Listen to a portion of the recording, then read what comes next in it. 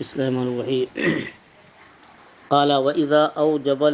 أوجب أحد المتعاقدين البيع فالآخر بالخيار إن شاء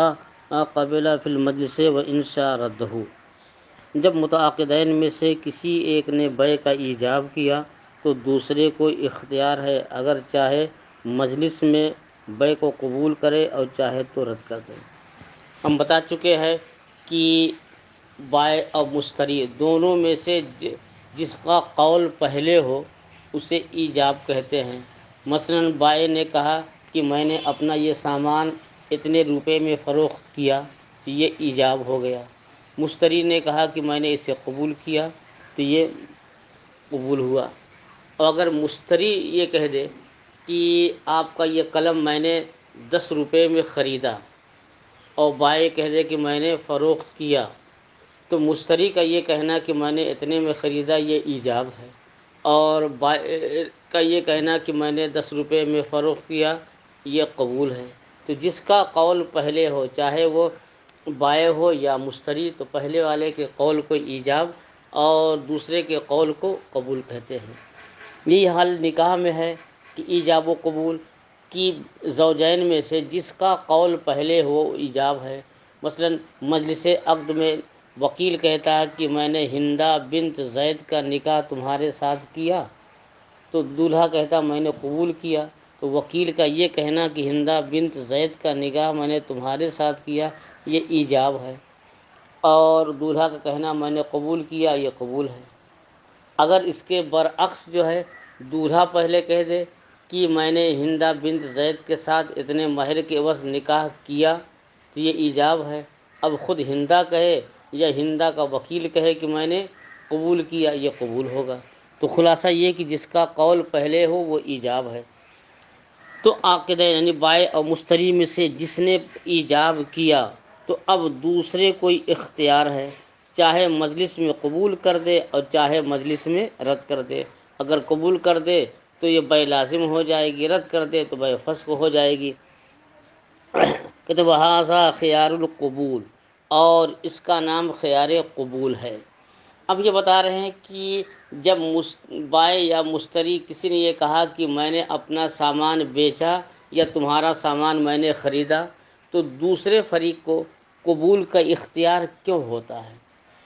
تو اس کا جواب یہ دے رہے ہیں کہ جب ایک نے ایجاب کیا تو دوسرے کو اختیار ہے، چاہے مجلس میں قبول کر لے اور چاہے تو رد کر دے۔ تو دوسرے کو قبول کرنے کا اختیار کیوں ہے؟ کہا اگر دوسرے کو قبول کرنے کا اختیار نہ ہوتا تو یہ بیع لازم ہو جاتی، جیسے ایجاب ہوا اور بیع لازم ہو جاتی، خواہ اس کی مرضی ہوتی یا نہیں ہوتی۔ حالانکہ بیع کی تعریف آپ یہ پڑھ چکے ہیں کہ مبادرۃ المال بالمال علی جو ہے بے تراضی طرفین، کہ مال کا مبادلہ مال سے طرفین یعنی بائع اور مشتری دونوں کی رضامندی سے۔ تو اگر دوسرے کوئی اختیار نہ ہوتا قبول کرنے یا رد کرنے کا تو اس کی مرضی کے بغیر بیع لازم ہو جاتی، حالانکہ بیع میں جو ہے عاقدین کی رضامندی ہی سے ہوتی ہے، بغیر رضامندی کے نہیں۔ اس لیے دوسرے کو اختیار ہے، چاہے تو وہ رد کر لے اور چاہے تو جو ہے وہ قبول کر لے۔ تو اب یہ بھی جو ہے کہ دوسرے کو اختیار ہے۔ اب یہ سوال ہوتا ہے کہ مجلس تک کیوں اختیار باقی رکھا گیا ہے؟ اب اس میں 3 صورتیں ہیں، یا تو اختیار ہی نہ ہو، تو اگر اختیار نہ ہو تو اب یہ بغیر مرضی کے لازم ہو جائے گی، حالانکہ تعریف بیع کی یہ خلاف ہوگا۔ اب اگر جو ہے دوسرے کو اختیار تو ہو لیکن جو ہے مجلس کے باہر اختیار ہو، جب چاہے قبول کر لیں جب چاہے رد کر دیں، تو اس میں بائع کے لیے دقت ہے۔ مثلا بائع نے کہا کہ میں نے اپنا یہ قلم بیچا اور مشتری نے ابھی قبول نہیں کیا، کہا اچھا ٹھیک ہے میں غور کر کے بتاؤں گا۔ اب یہ غور کرتے رہیں اور صبح سے شام تک 10 گراہک آئے، 10 خریدار اس قلم کے لیے آئے، اور اس نے تو ایجاب کر لیا ہے زید کے ساتھ، اور زید کہہ رہا تھا کہ میں سمجھ کے بتاؤں گا۔ آج پورا دن گزر گیا، کل گزر گیا، ایک ہفتہ گزر گیا، تو اگر اس کی رضامندی ہی پر موقوف رہے، جب تک کہ وہ ہاں یا نہیں نہ کہے تب تک یہ زید کسی اور کو نہیں بیچ سکتا ہے۔ تو اس میں زید کے لیے کھلا ہوا نقصان ہے، دقت ہے، اس لیے مجلس کے باہر جو ہے اختیار نہیں ہے۔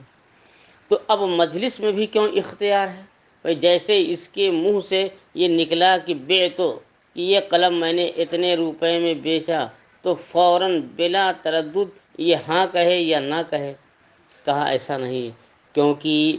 سامان خریدنے میں انسان غور و فکر کرتا ہے کہ یہ سامان، اس سامان کی ہمیں حاجت ہے یا نہیں، اور پھر جو ہے جتنی قیمت وہ بتا رہا ہے اتنی قیمت کے لائق ہے یا نہیں، تو اس میں غور و فکر کی ضرورت ہوتی ہے۔ تو اگر فوراً ادھر سے اس کے منہ سے ایجاب ہوا اور اسے فوراً قبول پر مجبور کیا جائے تو ظاہر ہے کہ کبھی دھوکہ بھی ہو سکتا ہے۔ تو اس لیے اس میں جو ہے فوراً کرنے میں اور مشتری کا نقصان ہوگا۔ تو شریعت نے دونوں کے حقوق کی رعایت فرمائی ہے کہ مجلس کے اخیر تک یہ خیار باقی ہے کہ چاہے تو قبول کرے چاہے تو رد کر دے، مجلس کے اخیر تک، کیوں؟ تاکہ جتنا غور و فکر کرنا ہے ابھی غور و فکر کر لے، اور مجلس کے بعد اختیار نہیں رکھا ہے، اس میں جو ہے بائع کی رعایت ہے، اس میں بائع کی بھی رعایت ہو گئی اور مشتری کی بھی رعایت ہو گئی۔ فرماتے ہیں کہ اور جب متعاقدین میں سے کسی نے ایجاب کیا، بیع کا ایجاب کیا، تو دوسرے کو اختیار ہے، اگر چاہے تو مجلس میں قبول کر لے اور چاہے تو اسے رد کر دے۔ وَهَذَا خِيَارُ الْقُبُول، اور اس اختیار کا نام خیار قبول رکھا جاتا ہے۔ جو لِأَنَّهُ لَوْ لَمْ يَثْبُتْ لَهُ الْخِيَار، کیونکہ اگر جو ہے دوسرے فریق کو اختیار نہ ہو تو یلزمہ حکم العقد من غیر رضا، تو بغیر اس کی رضامندی کے بیع عقد کا حکم جو ہے لازم ہو جائے گا، تو بیع لازم ہو جائے گی، اور حالانکہ بیع جو ہے تراضی طرفین کی رضامندی سے ہوتی ہے، اس لیے جو ہے دوسرے فریق کو ہاں یا نہیں کہنے کا اختیار ہے۔ اب ایک نقطے کی طرف اشارہ کر رہے ہیں، مثلا بائع نے یہ کہا کہ یہ قلم میں نے بیچا، اور مشتری کو جو ہے آخر مجلس تک جو ہے قبول کرنے یا رد کرنے کا اختیار ہے۔ تو ابھی بائع نے ایجاب کیا اور مشتری نے قبول نہیں کیا، تو مشتری کے قبول کرنے سے پہلے بائع کو جو ہے اپنے ایجاب سے رجوع کا بھی اختیار ہے۔ مثلا زید نے کہا کہ یہ قلم میں نے آپ کے ہاتھ 10 روپے میں فروخت کیا، اور بغیر غور و فکر کر رہا ہے، ابھی کچھ نہ ہاں کہا نہ نہیں کہا، اس کے ہاں یا نہیں کہنے سے پہلے، انہیں قبول کرنے سے پہلے زید کو اختیار ہے، کہہ دے بھائی اب قلم میں نہیں بیچوں گا، تو اپنے جو ہے ایجاب سے رجوع کرنے کا اختیار ہے۔ فرماتے ہیں وَإِذَا لَمْ يُفِدِ الْحُكْمَ بِدُونِ قُبُولِ الْآخَرِ، تو جب ایجاب نے حکم کا افادہ نہیں کیا دوسرے کے قبول کرنے سے پہلے، تو جب بائع نے ایجاب کیا تو جب تک مشتری قبول نہ کر لے تب تک بیع نہیں ہوگی۔ کہتے ہیں فَلِلْمُوجِبِ أَنْ يَرْجَعَ، تو اب موجب یعنی ایجاب کرنے والے کو، چاہے وہ بائع ہو یا مشتری ہو، ایجاب کرنے والے کو اختیار ہے کہ اپنے ایجاب سے رجوع کر لے۔ کیوں؟ کہتے ہیں لِخُلُوِّهِ عَنْ إِبْطَالِ حَقِّ الْغَيْرِ، کیونکہ اس کا رجوع کرنا غیر کے حق کے باطل کرنے سے خالی ہے۔ مثلا بائع نے یہ کہا کہ یہ قلم میں نے 10 روپے میں فروخت کیا، ابھی مشتری نے یعنی بکر نے کچھ نہیں کہا کہ نہ ہاں کہا نہ نہیں کہا، تو ابھی جو ہے بیع تو ہوئی نہیں، اس کا حق جو ہے قلم سے متعلق ہوا نہیں۔ جب قلم سے متعلق نہیں ہوا، مبیع سے اس کا حق متعلق نہیں ہوا، تو بائع کو جو ہے اپنے ایجاب سے رجوع کا اختیار ہے۔ ایسے ہی کہ مشتری نے زید سے کہا کہ آپ کا یہ قلم میں نے 10 روپے میں خریدا، اب مشتری کا یہ کہنا ایجاب ہو گیا، اب بائع یہ غور کر رہا ہے کہ میں قلم بیچوں یا نہ بیچوں، ابھی غور کر رہا تھا کہ اس کے قبول کرنے یا رد کرنے سے پہلے ہی زید نے کہہ دیا کہ اچھا اب میں نہیں خریدوں گا، مجھے نہیں ضرورت ہے، تو اب اس نے رجوع کر لیا، تو مشتری کو رجوع کرنے کا اختیار ہے۔ کیوں؟ اس لیے کہ صرف اس کے ایجاب کرنے ہی سے وہ مشتری کا حق یا بائع کا حق اس سے متعلق نہیں ہوا۔ تو جب بائع یا مشتری کا حق اس سے متعلق نہیں ہوتا تو موجب کے ایجاب کرنے سے اس کا حق متعلق نہیں ہوا، تو موجب کو اپنے ایجاب کو واپس لینے یا رجوع کرنے کا اختیار ہوتا ہے۔ کہتے اور جب ایجاب کرنا یہ دوسرے کے قبول کے بغیر جو ہے حکم کا فائدہ نہیں کرتا، تو ایجاب کرنے والے کو یہ حق ہے، یہ جائز ہے کہ وہ اپنے ایجاب سے رجوع کر لے، کیونکہ اس کے ایجاب سے رجوع کرنا یہ غیر کے حق کے باطل کرنے سے خالی ہے۔ وَإِنَّمَا اب سوال ہوتا ہے کہ جب ایجاب کیا تو فوراً کیوں نہیں قبول کا اختیار ہوتا، اور شریعت نے کیوں اسے آخری مجلس تک جو ہے قبول کا اختیار دیا ہے۔ وَإِنَّمَا يَمْتَدُّ إِلَىٰ آخِرِ المجلس، اور جو ہے قبول کرنے والے کو جو ہے مجلس کے آخر تک جو ہے اختیار ہوتا ہے، اور آخر مجلس تک جو ہے اختیار دراز ہوتا ہے۔ کیوں کہتے لأن المجلس جامع للمتفرقات، کیونکہ مجلس میں جو ہے متعدد چیزیں جمع ہوتی ہیں۔ فاعتبرت ساعته ساعة واحدة، تو اس کے گھنٹے اس کے ساعت کو ایک ہی ساعت کا اعتبار کیا گیا ہے۔ دفعا للعسر و تحقیقا للیسر، سختی کو دفع کرنے کے لیے اور آسانی کو ثابت کرنے کے لیے۔ کیا مطلب ہوا کہ جب موجب نے ایجاب کیا تو اب دوسرے فریق کو فوراً جو ہے قبول کرنے میں مجبور نہیں کیا جائے گا، بلکہ جب تک مجلس نہ بدلے اسے اختیار ہے، چاہے قبول کر لے اور چاہے رد کر دے۔ کیوں؟ اس لیے کہ قبول کرنے میں غور و فکر کی حاجت ہوتی ہے۔ اب اگر فوراً جو ہے وہ اس کو قبول کرنے میں مجبور کیا جائے تو اس کے لیے نقصان ہو سکتا ہے، غور و فکر کے بغیر خرید لے آدمی پچھتائے گا۔ تو اس لیے فوراً مجبور کرنے میں قبول کرنے مجبور کرنے میں یہ قبول کرنے والے کا نقصان ہے۔ اور اگر یہ کہا اچھا جب چاہو تم قبول کر کے بتا دینا، تو اس میں بائع کا اختیار ہے۔ مثلاً آج اس نے ایجاب کیا اور یہ چلے گئے، اب غور فکر کر رہے ہیں، 2 دن کے بعد فون کیا کہا اچھا میں غور کر لوں، پھر 1 دن کے بعد فون کیا کہا اچھا میں غور کر لوں، تو یہ غور کرنے ہی میں گزار رہے ہیں، اور ادھر جو ہے وہ جو ہے دوسرے خریدار آ رہے ہیں، اب وہ بیچ بھی نہیں سکتا کیونکہ ایجاب کر چکا ہے، تو اگر نہ بیچے تو بائع کا نقصان ہے۔ تو اس لیے مجلس کے ماورا پر جو ہے اختیار باقی نہیں رہے گا، اور اس کے دفعا للعسر، تنگی کو دفع کرنے کے لیے اور آسانی کو ثابت کرنے کے لیے، اور آسانی یہی ہے کہ مجلس ہی تک اختیار باقی رہے، تو اس میں جو ہے دونوں کے حقوق کی رعایت ہے، اس میں ایجاب کرنے والے کی بھی رعایت ہے اور قبول کرنے والے کی بھی رعایت ہے۔ فرماتے ہیں اور اس کا خیار دراز ہوتا ہے آخری مجلس تک، کیونکہ اس لیے کہ مجلس جو ہے متعدد چیزوں کے جمع کرنے والی ہے۔ مثلا ایک ہی مجلس میں کوئی شخص جو آیت سجدہ متعدد مرتبہ پڑھے تو اس پر جو ہے ایک ہی آیت متعدد بار پڑھے تو اس پر صرف ایک ہی سجدہ واجب ہوگا۔ کیوں؟ اور اگر وہی آیت جو ہے ابھی یہاں پڑھا، پھر 2 قدم کے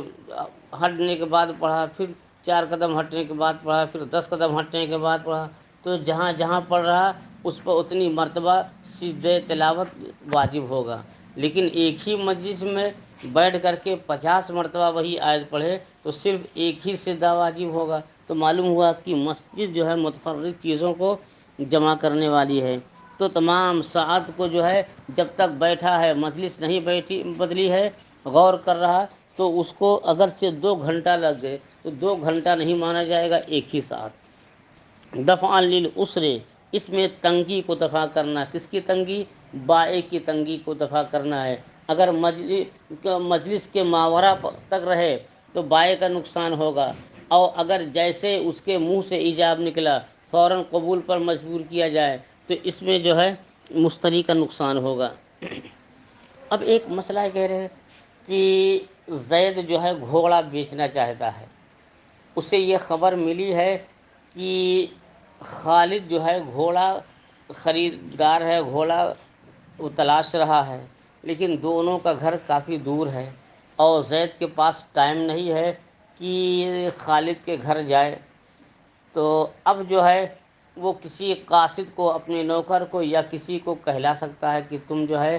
فلاں جگہ خالد کے گھر چلے جاؤ اور اس سے کہہ دو کہ میں نے اس کے ہاتھ اپنا گھوڑا اتنے روپے میں فروخت کیا۔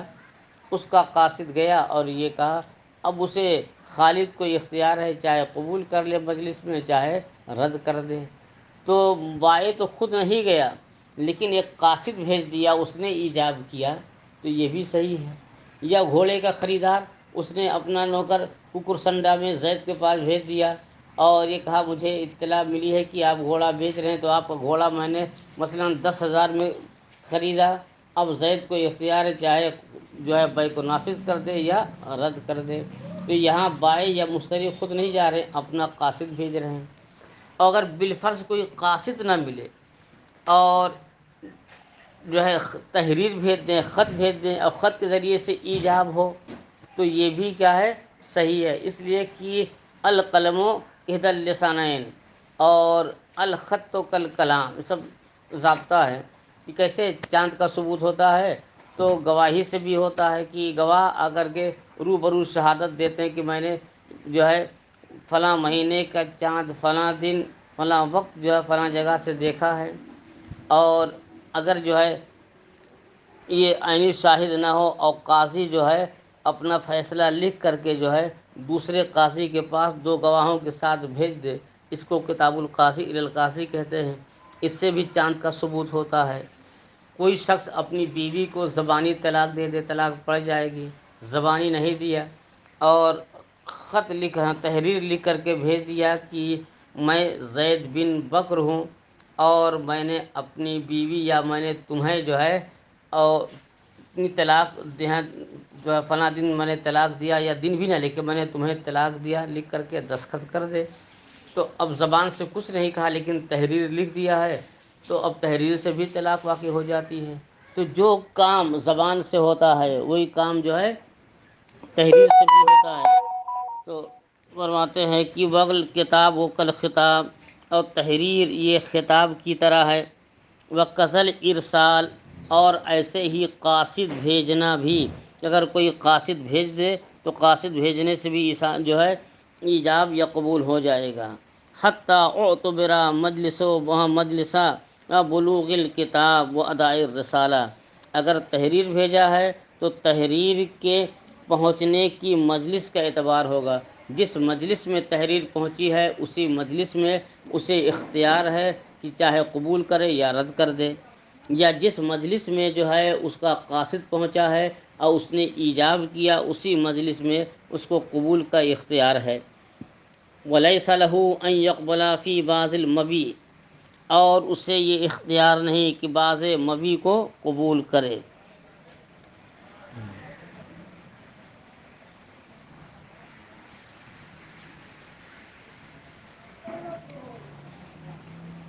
مثلا کہ خالد نے زید کے پاس جو ہے قاصد بھیجا اور اس نے کہا کہ زید کے پاس سے میں نے 1 درجن کاپی اور جو ہے فلاں کمپنی کا جو ہے 1 درجن قلم خریدا 100 روپے میں مثلا، تو اب زید کو جو ہے 100 روپے میں ایجاب کیا، اب زید کو اگر بیچنا کہہ دے ٹھیک ہے میں نے 100 روپے میں 1 درجن قلم اور 1 درجن کاپی فروخت کر دیا، لیکن اب بائع کو یہ اختیار نہیں، وہ کہے کہ 100 روپے میں میں نے 1 درجن کا قلم بیچ دیا، اس نے تو قلم اور کاپی دونوں کا ایجاب کیا ہے 100 روپے میں، اور زید جو ہے بائع وہ صرف 100 روپے میں 1 درجن قلم دے رہا ہے، کاپی نہیں دے رہا ہے، تو یہ جائز نہیں ہے۔ اسی کو فرماتے ہیں وَلَيْسَ لَهُ، یہ اس صورت میں ہے جب کہ جو ہے مشتری ایجاب کرے، تو بائع کو یہ جائز نہیں ہے کہ بعض مبیع میں جو ہے ثمن کو قبول کر لے۔ وَلَا أَن يَقْبَلَ الْمُشْتَرَى بِبَعْضِ الثَّمَنِ، اور ایسے ہی زید نے جو ہے خالد کے پاس کہلایا، قاصد بھیجا کہ میں نے 1 درجن قلم اور 1 درجن کاپی 500 روپے میں فروخت کیا، تو اب جو ہے خالد کچھ چاہیے کہ اگر لینا تو کہہ دے 500 روپے میں میں نے قبول کیا، اور نہیں لینا تو وہ اس کو رد کر دے۔ لیکن جو ہے اب خالد کو یہ اختیار نہیں کہ یہ کہے کہ میں نے 1 درجن کاپی اور 1 درجن قلم 300 روپے میں قبول کیا، بائیں نے تو 500 میں ایجاب کیا ہے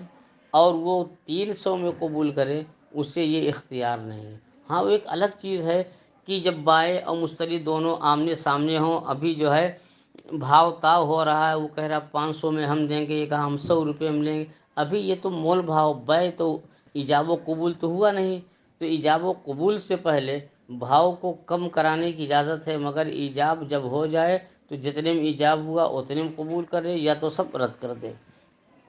وَلَيْسَ لَهُ، اور مشتری کو یہ جائز نہیں، اختیار نہیں کہ ان یقبل المشترا، مشترا کے معنی خریدا ہوا مال مبیع، کہ مبیع کو قبول کرے ثمن کے بعض حصے میں، تو لعدم رضاء الآخر، کیونکہ دوسرے کی رضامندی نہیں ہوگی۔ اگر جو ہے بائع جو ان مشتری ایجاب کرے اور مثلا 100 روپے میں 1 درجن کاپی 1 درجن قلم، اور وہ صرف جو ہے بائع قلم بیچے تو یہ جائز نہیں ہوگا، کیونکہ اب اس میں مشتری کی رضامندی نہیں ہوگی۔ اور اگر جو ہے بائع قلم اور کاپی دونوں کو 500 روپے میں ایجاب کرے اور مشتری کہے کہ ہم نے 300 میں لیا، تو اب چونکہ اس کی رضامندی نہیں رہے گی، اس لیے اس کی بھی اجازت نہیں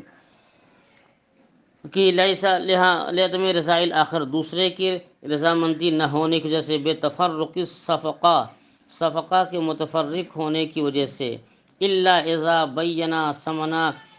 کل واحد، مگر یہ کہ جب ہر ایک سامان کا الگ الگ دام بیان کر دیا ہو۔ مثلا اس نے کہا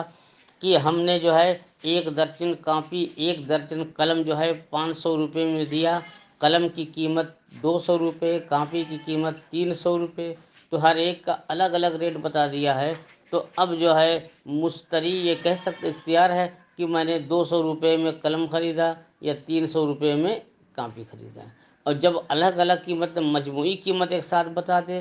تب اس کی اجازت نہیں، مگر یہ کہ اذا بینا ثمن کل واحد، جو ہر ایک کا ثمن علیحدہ بیان کر دے، کیوں لأنہ صفقات مانن، کیونکہ اب مانوی اعتبار سے اب ایک صفقہ نہیں متعدد صفقہ ہو گئے۔ وَأَيُّهُمَا قَامَ عَنِ الْمَجْلِسِ قَبْلَ الْقُبُولِ بَطَلَ الْإِيجَابِ، اور ایک طرف سے ایجاب ہوا مگر دوسرے نے قبول نہیں کیا، یہاں تک کہ مجلس سے وہ کھڑا ہو گیا چلنے لگا، تو اب یہ ایجاب باطل ہو جائے گا۔ اور دونوں میں سے کوئی بھی مجلس سے کھڑا ہو جائے قبول کرنے سے پہلے تو ایجاب باطل ہو جائے گا، لأن القیام دلیل الاعراض والرجوع، کیونکہ مجلس سے کھڑا ہونا یہ اس سے اعراض کی دلیل ہے اور رجوع سے اعراض کی بھی دلیل ہے کہ وَلَهُ ذَلِكَ، اور دوسرے کو یہ اختیار ہے علامہ ذکرنا، جیسا کہ ہم نے ذکر کیا ہے کہ صرف ایجاب کرنے سے بیع تام نہیں ہوتی ہے، اور دونوں میں سے کسی کو جو جس نے بھی ایجاب کیا ہو اس کو اپنے ایجاب سے رجوع کا اختیار رہتا ہے۔ واللہ تعالی عالم۔